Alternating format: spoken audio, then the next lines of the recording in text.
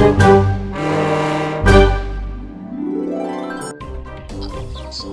ہم بھی اپنے سائنسدان کو ملتے ہیں اور اسے کہتے ہیں کہ انڈیا نے خلائی مشن چندریان 3 کامیابی کے ساتھ چاند پر لینڈنگ کر دی۔ اب چلتے ہیں ہم اپنے سائنسدان کے پاس اور اس کو بتائیں گے کہ بھائی ہم بھی اپنا مشن چاند پر بھیجنا چاہتے ہیں۔ چلو چلتے ہیں سائنسدان کے پاس۔ السلام علیکم سائنسدان صاحب، کیا حال چال ہے؟ دل تراشا سنگ جوڑے پخیر برابر، میں تو مزے میں ہوں۔ ہاں بھائی کیسے آنا ہوا بتاؤ؟ سر میں اس لیے ادھر آیا ہوں کہ ہندوستان نے 2 دن پہلے اپنا ایک خلائی مشن چندریان 3 چاند پہ بھیج دیا ہے اور وہاں پر وہ جا کے پانی کی تلاش کریں گے۔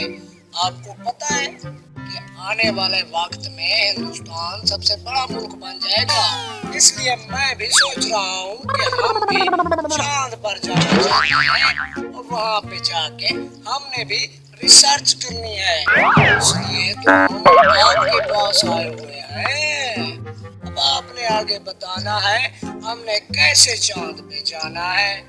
بھائی آپ کی بات بالکل ٹھیک ہے، آپ چاند پہ جا سکتے ہو، آپ کوئی عام سائنسدان کے پاس نہیں آئے، اب یہی بس سائنسدان نلکے والوں کے پاس آئے ہیں۔ آپ چاند پر بھی جائیں گے، آپ وہاں پر نلکا بھی لگائیں گے اور پانی بھی ریسرچ کریں گے۔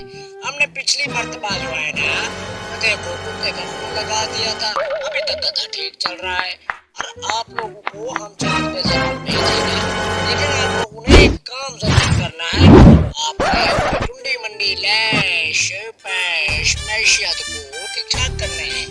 آپ بھی چاند پہ جا سکتے ہو، آپ چاند پہ جا کے اب گھر بناؤ گے، آپ کے پاکستانی سائنسدان وہاں پر رہائش رکھیں گے، آپ کو اس چیز کی کوئی ٹینشن نہیں ہے، ہم آپ کو لے کر جائیں گے سائنسدان چاند پر۔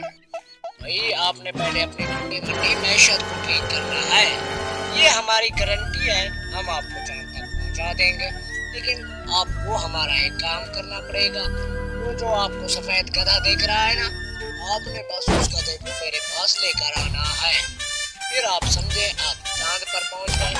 تو آپ گدھا لے کر آؤ، چاند پر لے کر جائیں گے۔